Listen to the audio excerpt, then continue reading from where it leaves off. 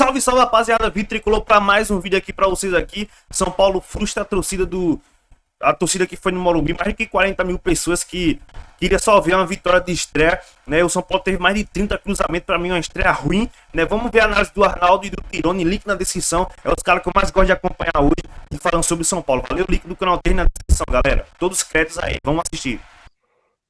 Fala, Tirone, fala, galera. Eu não gostei, eu não achei um lixo. Se você levar em consideração a dificuldade da estreia de todos os grandes no Paulista, não era esperado que o São Paulo sobrasse nessa partida, ainda mais contra um adversário muito bem organizado. Aliás, repetindo o resultado da temporada passada no Morumbi, também foi 0-0 naquele jogo. Ainda o Jandrei pegou um pênalti, o Tuano impôs esse tipo de dificuldade.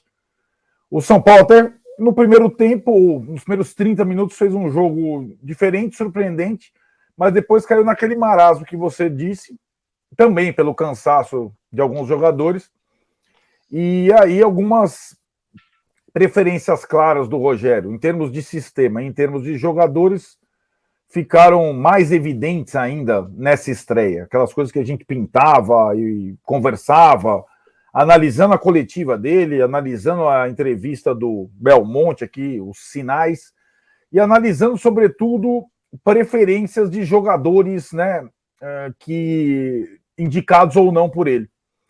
Então, eu duvido desse sistema que atuou na primeira etapa. Acho que é um sistema que, olhe lá, mesmo contra times mais fracos, ele tem as suas limitações. E acho que o São Paulo ainda tem jogadores no seu elenco para jogar de uma forma melhor, mais incisiva, mais criativa, digamos assim, do que fez nessa estreia contra o Ituano. Pontos positivos, acho que você já passou por alguns. A entrega, eu acho que a forma competitiva até as pernas aguentarem, depois o time cansou como um todo. Isso pode ser uma coisa que perdure para frente, porque é um ritmo muito forte no início. A dupla de zaga, que eu acho que é uma dupla de zaga muito consistente, os dois são bons. O goleiro não pôde ser testado, mas é um goleiro, não é um goleiro jogador, já é uma diferença. E sim, o Wellington Rato. O Wellington Rato, eu acho que a surpresa positiva, o fato positivo da estreia, porque era a contratação menos credenciada, um cara de 30 anos, passou por todos os times do mundo antes de jogar no São Paulo aos 30, e mostrou que não sentiu a estreia, mostrou uma vitalidade para 30 anos impressionante, o jogador que mais suportou o jogo fisicamente, jogador que arriscou coisas, e de fato ele foi uma boa surpresa. Mas a melhor coisa, a coisa boa do Morumbi, de fato, foi a torcida, como você mesmo frisou, 45 mil pessoas, baita público que vai, porque ao final da partida, não durante, ao final da partida, porque não existe 45 mil pessoas no estádio contra time pequeno você não ganhar. Você tem que ganhar na marra de alguma forma.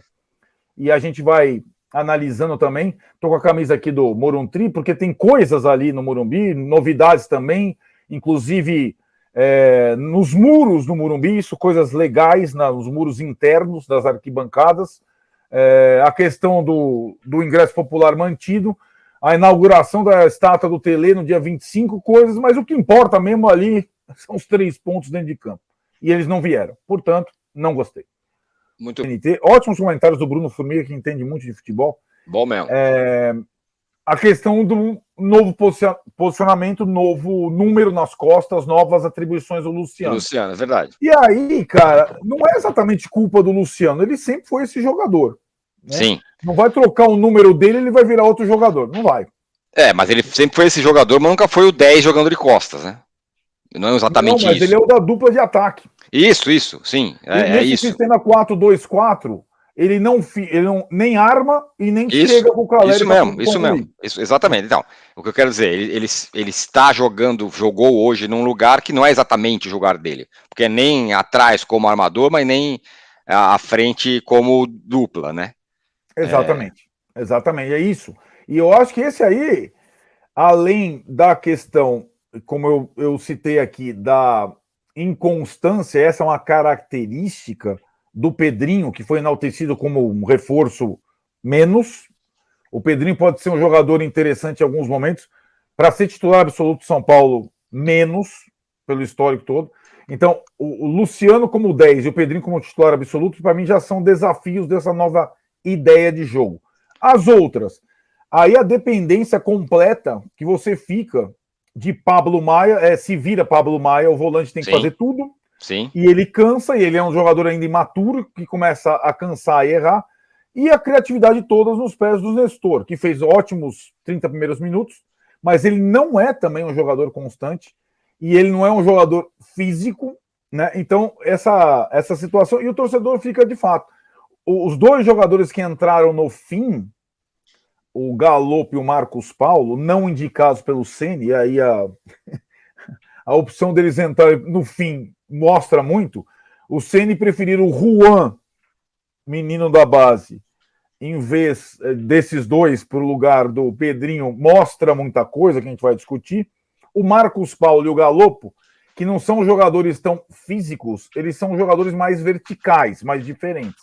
Sim. Poderiam ter entrado antes para tentar uma coisa, mas não foi isso que aconteceu. Vamos ouvir depois o Ceni para suas justificativas. O Marcos Paulo fez pelo menos duas boas jogadas, mas é só isso, né? O cara entrou faltando 10 minutos, aí exato. Não vai o Nestor, o não sei o quê, o cara tem 1 ano e meio de chances e o Marcos Paulo, tudo bem, acabou de chegar, mas o Galopo é isso, né? O Galopo tem que, se vira nos 30, sempre.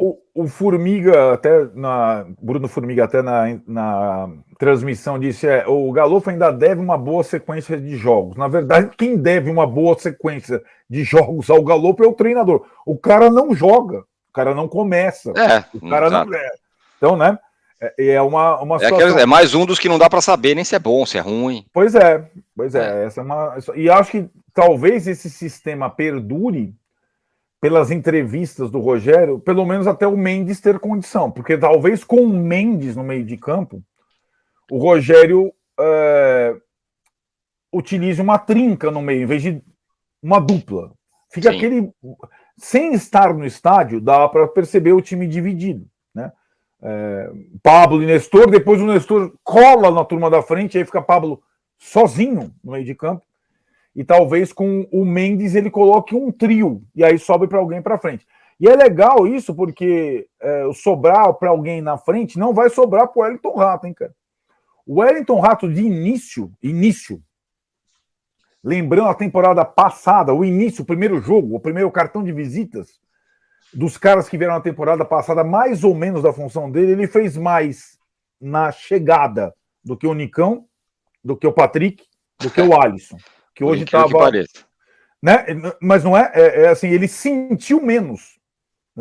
O Patrick mais pela questão física, né, Tironi? Que chegou muito fora de forma, mas o Nicão e o Alisson sentiram mais experientes, mais rodados em times grandes. Eles não deram essa amostra que o Wellington Rato deu nesse primeiro jogo. Muito bem, ó. Troque quase todo o time, porque o intervalo entre quinta e domingo é muito pequeno, e para jogar contra o Palmeiras, acho que ele precisa ter uma equipe descansada, né? Então a minha impressão é que quinta-feira jogue o Galopo, jogue o Neves e jogue outros caras. A questão é descansar. Esse time aí significa que vai jogar contra o Palmeiras no 4-2-4. Não, aí um pouco de sapiência. Mas não vai? Você concorda que é provável que seja isso? Menos contra o Palmeiras tem um trio no meio com o Mendes jogando. Espero. Você está imaginando que o Mendes possa jogar, já estrear.